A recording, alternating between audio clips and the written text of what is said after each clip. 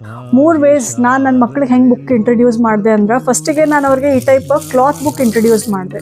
So ನಂದು ಇದ್ರೊಳಗೆ ಭಾಳ ಬ್ರೈಟ್ ಕಲರ್ಸ್, ಬ್ರೈಟ್ ಪಿಕ್ಚರ್ಸ್ ಭಾಳ ಹುಡುಗರಿಗೆ ಅಟ್ರಾಕ್ಟಿವ್ ಅನ್ನಿಸ್ತಿತ್ತು. ಸೊ ನನ್ನ ಇಂಟೆನ್ಷನ್ ಏನಂದ್ರೆ ಬರೀ ಫೀಲ್ ಮಾಡ್ಬೇಕು, ಇದ್ರಾಗ ಸೌಂಡು ಬರ್ತಿತ್ತು ಸ್ವಲ್ಪ.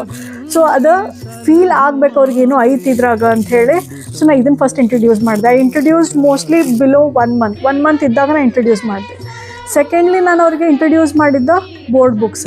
ಇದ್ರಾಗ ಡಿಫ್ರೆಂಟ್ ಟೆಕ್ಸ್ಚರ್ ಇದ್ದಿದ್ದು, ಡಿಫ್ರೆಂಟ್ ಪಿಕ್ಚರ್ಸ್ ಇದ್ದಿದ್ದು, ಈ ಟೈಪ್ ಭಾಳ ಬೇರೆ ಬೇರೆ ವೆರೈಟಿ ಬುಕ್ಸ್ ನಾನು ಇಂಟ್ರಡ್ಯೂಸ್ ಮಾಡಿದೆ. ಮೂರನೇದು ಭಾಳ ಇಂಪಾರ್ಟೆಂಟ್, ನಾನು ಯಾವತ್ತವರಿಗೆ ನೀನು ಬುಕ್ ಓದಂತ ಫೋರ್ಸ್ ಮಾಡೋಕ್ಕೆ ಹೋಗಲಿಲ್ಲ.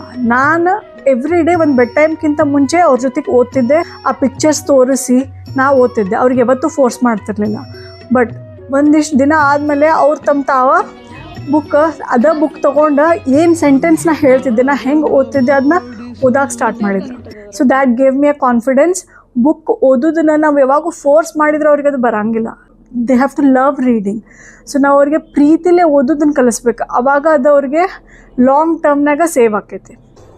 ಸೊ ಇದನ್ನು ಅಂಥ ಪೇರೆಂಟ್ಸಿಗೆ ಶೇರ್ ಮಾಡಿರಿ, ಯಾರು ಪ್ರೀತಿಲೇ ಓದೋದನ್ನು ಕಲಿಸ್ಬೇಕಂತ ಹೇಳಿ ಟ್ರೈ ಮಾಡಕತ್ತಾರ. ನಮಸ್ಕಾರ, ನಾನೇ ಮನೆ ಮಗಳು ರೇಷ್ಮಾ ಶಿವಳ್ಳಿ. ಜೊತೆಗೆ ಕಲಿಯೋನು, ಜೊತೆಗೆ ಬೆಳೆಯೋನು.